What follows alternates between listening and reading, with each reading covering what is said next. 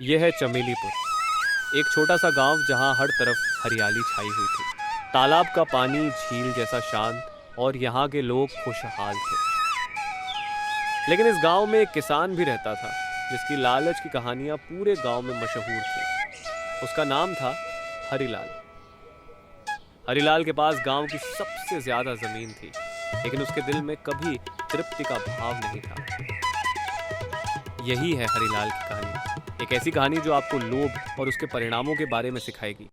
हरिलाल को बस एक ही चीज प्यारी थी, पैसा। उसका मानना था पैसा ही सब कुछ है। मेहनत क्यों करें जब थोड़ी सी चालाकी से ज्यादा कमा सकते हो। उसने अपनी जमीन पर रासायनिक खादों का इस्तेमाल करना शुरू कर दिया। जब गांव वालों ने उसे समझाने की कोशिश की तो उसने ताना मारा। तुम सब गवार हो, मेरी फसल देखो, सुनहरी चमकती है। लेकिन हरिलाल की चमकदार फसल गांव की मिट्टी को खराब कर रही थी। उसका लालच गांव की जमीन को धीरे धीरे बंजर बना रहा था। हरिलाल का लालच यही नहीं रुका। उसने अपने पड़ोसी रामू से पानी उधार मांगा और फिर सारा पानी अपनी जमीन पर इस्तेमाल कर लिया। रामू की फसलें सूख गई। जब रामू ने शिकायत की तो हरिलाल हंसते हुए बोला, तुम्हारे पास तो वैसे भी कुछ खास नहीं है।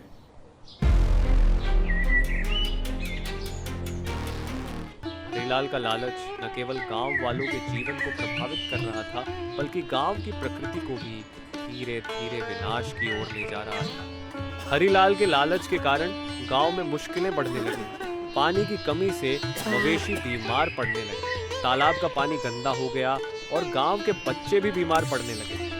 और रामू, चमेली और बाकी किसान अपनी सूखी जमीनों को देखकर आंसू बहाते। उनकी मेहनत और सपने मिट्टी में मिल गए थे।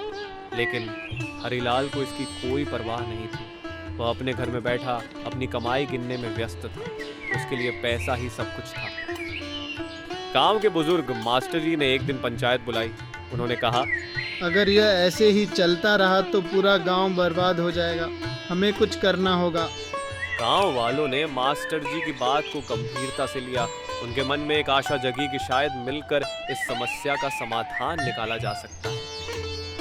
हरिलाल का लालच उसे लंबे समय तक फायदा नहीं पहुंचा सका। धीरे धीरे उसकी जमीन बंजर होने लगी, उसकी फसलें खराब हो गईं, पैसे खत्म होने लगे और कर्जदार उसके दरवाजे पर दस्तक देने लगे। हरिलाल का अभिमान अब टूटने लगा था। हरि, अब भी समय है। भगवान से माफी मांग लो, वही हमें बचा सकते हैं। हरिलाल ने सोचा। अब तो भगवान ही एकमात्र सहारा है। और वह गांव के शिव मंदिर गया। भगवान, मुझे माफ कर दो, मैंने गलती की है। क्या हरिलाल का पश्चाताप उसे और गांव को बचा पाएगा? भगवान ने उसकी प्रार्थना सुनी या नहीं? उस रात हरिलाल बेचैनी से सो रहा था। उसकी प्रार्थना और पश्चाताप उसके सपनों में गूंजने लगे। हरिलाल, तुम्हारी प्रार्थना मैंने सुनी है, लेकिन माफी इतनी आसानी से नहीं मिलती। तुम्हें 3 परीक्षाएं पास करनी होंगी। अगर तुम सफल हुए तो तुम्हारा जीवन बदल जाएगा। भगवान, मैं कुछ भी करने को तैयार हूँ, बस मेरी और गांव की स्थिति सुधार दीजिए। तुम्हारी परीक्षा तुम्हें सही रास्ता दिखाएगी हरिलाल। अब तैयार हो जाओ। हरिलाल ने महसूस किया कि यह सपना नहीं, भगवान का संकेत था। अब उसे अपने जीवन और गांव को बचाने के लिए इन परीक्षाओं का सामना करना था। पहली परीक्षा है माफी मांगना। तुम्हें अपने लालच के कारण जिनका नुकसान हुआ है, उनसे माफी मांगनी होगी। रामू भाई, मुझसे गलती हो गई। मैंने तुम्हारा पानी चुराया और तुम्हारी फसलें बर्बाद कर दी। क्या तुम मुझे माफ कर सकते हो? हरी, मैं तुम्हें माफ तो कर दूंगा, लेकिन पहले गांव वालों के सामने अपनी गलती मानो। मैंने आप सभी को नुकसान पहुंचाया। मेरी वजह से पानी की कमी हुई, मिट्टी खराब हुई। मुझे माफ कर दीजिए।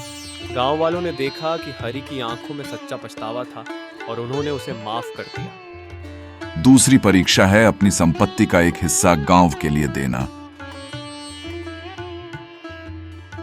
अगर यह मुझे मुक्ति दिला सकता है तो मैं यह भी करूंगा। हरिलाल ने अपनी आधी जमीन सार्वजनिक तालाब बनाने के लिए दान कर दी। यह देखकर गांव वालों ने उसे सराहा।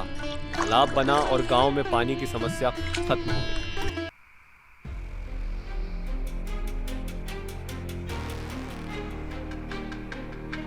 अंतिम परीक्षा है मेहनत करना। तुम्हें अपने खेतों को फिर से उपजाऊ बनाना होगा, लेकिन इस बार ईमानदारी और सच्चाई से।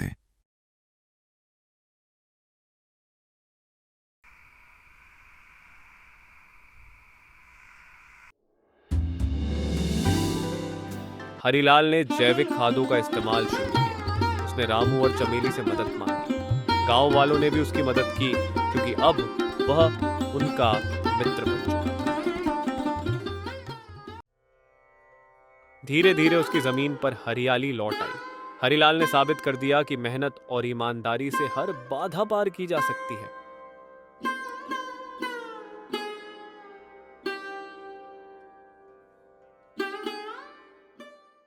हरि, तुमने साबित कर दिया कि इंसान अगर सच्चे दिल से सुधारना चाहे तो कुछ भी संभव है। तुम्हारी जिंदगी फिर से खुशहाल हो जाएगी। हरिलाल ने महसूस किया कि उसकी मेहनत और सच्चाई ने उसे एक नया जीवन दिया है।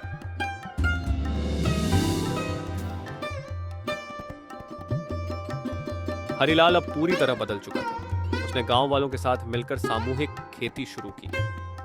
उसकी लोभ की जगह सेवा और सहयोग ने ले ली। अब वह न केवल अपनी बल्कि पूरे गांव की भलाई के बारे में सोचता था। हरिलाल और गांव के लोगों की मेहनत रंग लाई। अब गांव फिर से खुशहाल हो चुका था। हरिलाल का नाम सम्मान और प्रेम के साथ लिया जाने लगा। यह कहानी हमें सिखाती है कि अगर सच्चे दिल से प्रयास किया जाए तो गलती को सुधारा जा सकता है। सेवा और सहयोग से जीवन में नई रोशनी लाई जा सकती है।